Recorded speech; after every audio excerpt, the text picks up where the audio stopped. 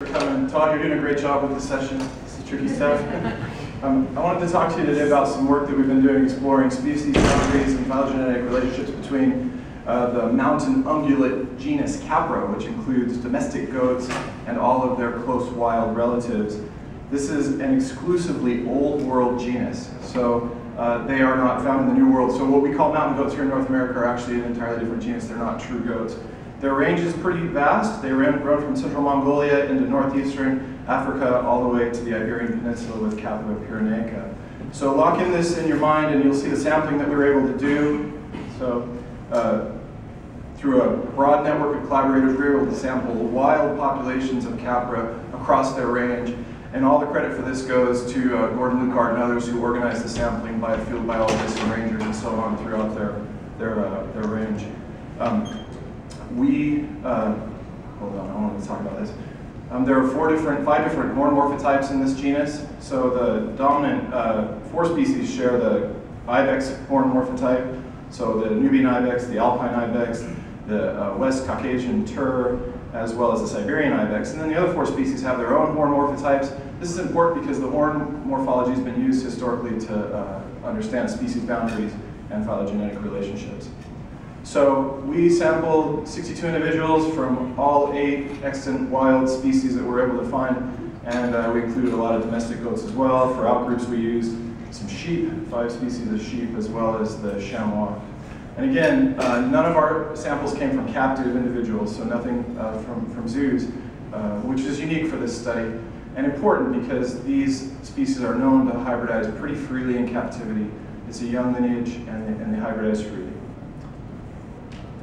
We sequenced 11 nuclear loci with exon anchored, introns, spanning, primers, 4,600 total base pairs, about 122 are variable within the in-group only, and 68 of those are parsimony informative. You double those numbers if you include the out-group as well. So Bayesian analysis revealed at least 4 groups that show some signs of strong monophyly, where the horn morphology is going to correlate with the genes. The Nubian ibex is strongly monophyletic. The Alpine ibex from Western Europe and the Pyrenees ibex, which has a different horn morphology, strongly monophyletic and sister groups. And the Siberian ibex has pretty nice nodal support. Seems to be some horizontal gene transfer going on, some hybridization in the turs, the Eastern and Western Caucasian turs, as well as in the wild goat of the Middle East, the domestic goat, which is Capra hircus, and the markhors of Pakistan. So here's a more detailed phylogeny. This is the maximum likelihood topology, and we get some bootstrapping and so on to see a little bit more detail in here. And the big point that I'd like to make here now is that there seems to be a lot of horizontal gene transfer occurring within the clade that includes the markhors and the domestic goat and the wild goat from Turkey and Iran and elsewhere. The domestic goat, as hypothesized for a long time, seems to be most closely related to Capra gagris, the wild goat, or bezoar. But we do see this markhor from Pakistan creeping into this clade.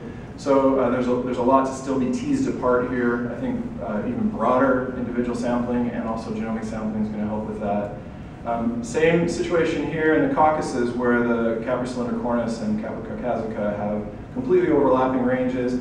Really different horn morphotypes, so the classic ibex horn morphotype versus a strange sort of flared horn morphotype for cylindercornis. But there's a lot of mixing happening, it seems to be within those groups. So it turns out that horns are probably not a really great characteristic to use in the taxonomy and species delineation of these taxa. And there's still a lot of work yet to be done on them. So a lot of folks contributed to this work, some samplers and collectors, lab technicians, and some funding agencies, and thanks very much for your time.